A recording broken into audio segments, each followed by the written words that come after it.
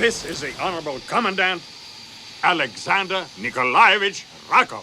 He's been a fictional monster and a real-life knight, but also so much more. Oh, Dr. Catheter, this just came for you. Oh, splendid. This must be my malaria. Welcome to WatchMojo.com, and today we're counting down our picks for the top 10 Christopher Lee performances. This is Fu Manchu. For this list, we're focusing on Christopher Lee's best feature film roles over the course of his phenomenal 8-decade career.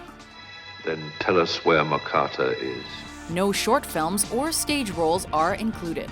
You unspeakable devil. Number 10, Captain Robolus, The Devil Ship Pirates. Close the gunboats! Set the foresail! In the year 1588, a group of dirty pirates fought with the Spanish Armada, and after docking at a remote English village for repairs, Now you they thought, hey, maybe we can pretend the Spanish didn't lose and that we're not pirates. I intended a peaceful occupation, but you have made that impossible. And they did exactly that, led by Captain Robolus, a man dressed to impress and willing to flog the unassuming locals without mercy. I will flog every person in this village. His beard demanded respect, and a no-nonsense demeanor made him the perfect man to lead a takeover based on one big lie.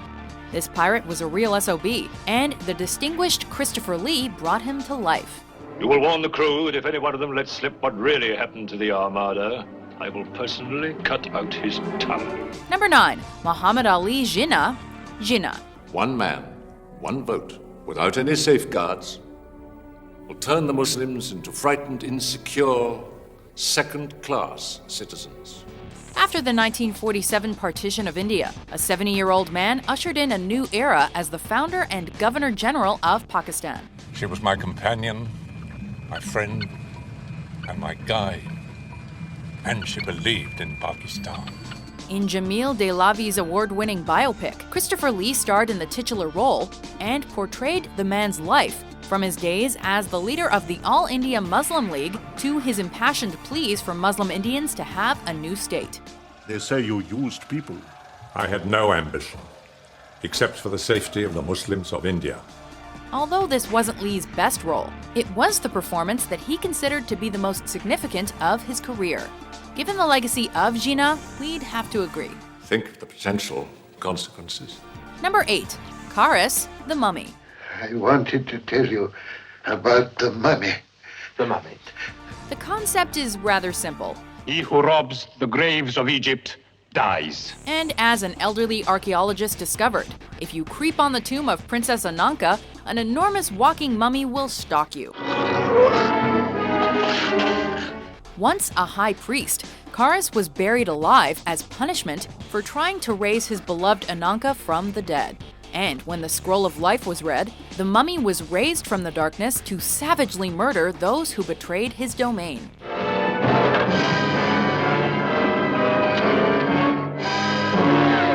He can survive shotgun blasts to the chest, and the towering Christopher Lee made him a classic monster of cinema. Now, Isabel! Fire! Number 7, Sir Henry Baskerville, the Hound of the Baskervilles. Sir Henry, let me introduce Mr. Sherlock Holmes, Dr. Watson, Sir Henry Baskerville. Based on the novel by Sir Arthur Conan Doyle, this Sherlock Holmes film starred Christopher Lee as the last surviving member of the ill-fated Baskerville clan. Were there no other relatives? No. Sir Henry is the last of the Baskervilles. For hundreds of years, a mysterious hound of hell wreaked havoc on the aristocratic family after a distant relative viciously murdered the daughter of a servant with a curved dagger. Mr. Holmes, I appreciate the fact that you are here to help me. Nevertheless, I would remind you that you are also a guest in my house. By starring alongside the great Peter Cushing as Sherlock Holmes, Christopher Lee flourished in his role as the head of Baskerville Hall and capped off the decade in style. What was that, Watson? What was that?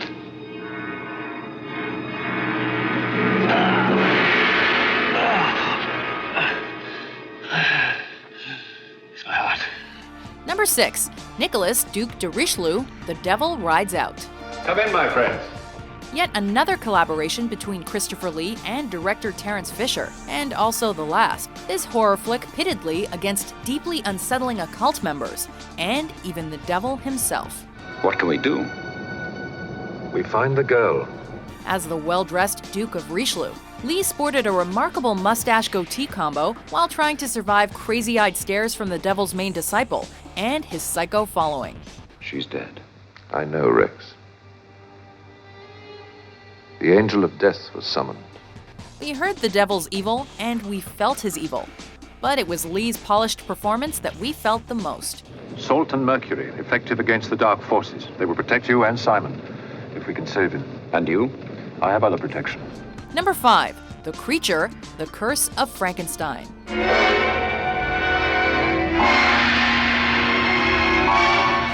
Call it a brain fail. In the first installment of the Hammer horror franchise, Baron Frankenstein thinks he's the cat's ass of science by bringing a dead dog back to life. But he struggles hard when trying to give his newly created monster a professor's brain, or even a decent haircut for God's sake. But it was these mistakes that set the stage for Christopher Lee's terrifying performance as the Creature. A being so ugly and disturbing that he would even make Kara say, "Damn, that thing is ugly." Somebody help me! Help me!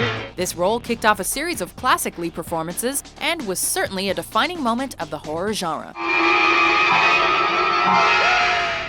Number 4. Lord Summerisle, The Wicker Man. Reverence the sacrifice. 33 years before a dreadful Nicolas Cage remake, Not the beast! Ah! Open my eyes! My eyes! Ah! Christopher Lee starred in a British horror film which thoroughly creeped out audiences. You suspect foul play? I suspect murder. As the leader of an island pagan cult, Lord Summerisle dreamed of a great harvest that would save his people. But until then, they passed the time having public sex and dangling frogs in their mouths to cure nasty sore throats. Splendid. Oh, and don't forget about the masks. The plot was based around the disappearance of Rowan Morrison, but the real story was Lee's maniacal character with out-of-control hair.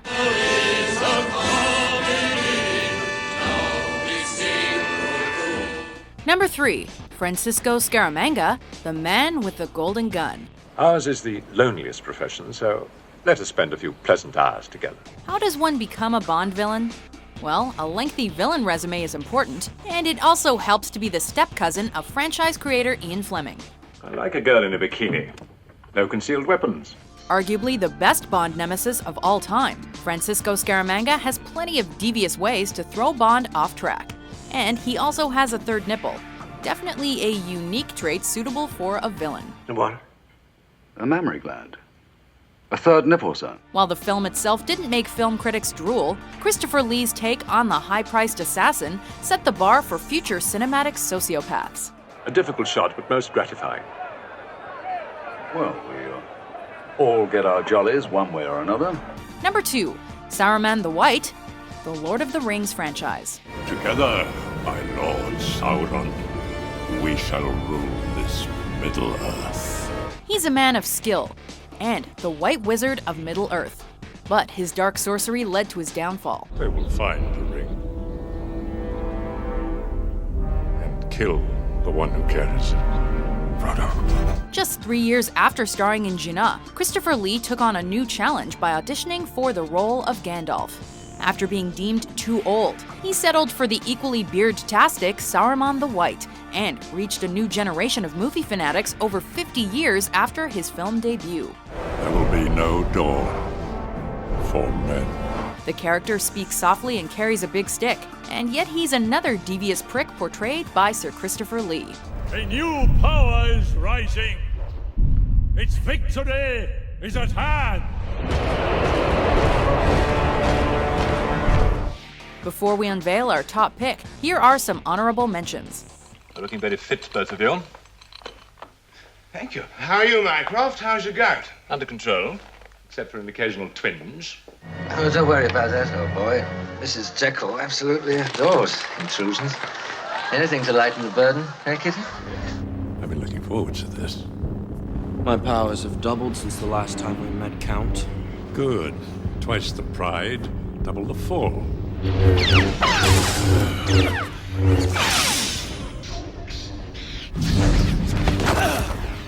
And mind you don't become a missing person yourself.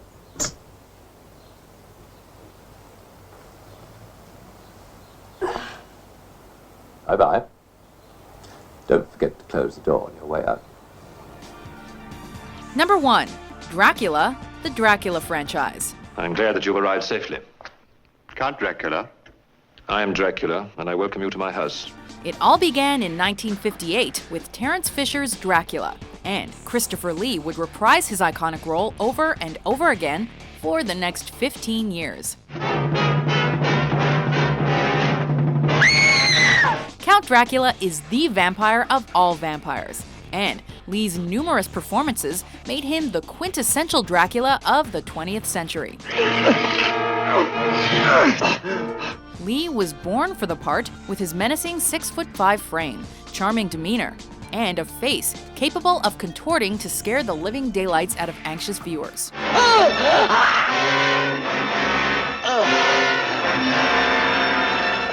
He thrilled us with his masterful take on a timeless character, and we salute Christopher Lee for his lifetime of work.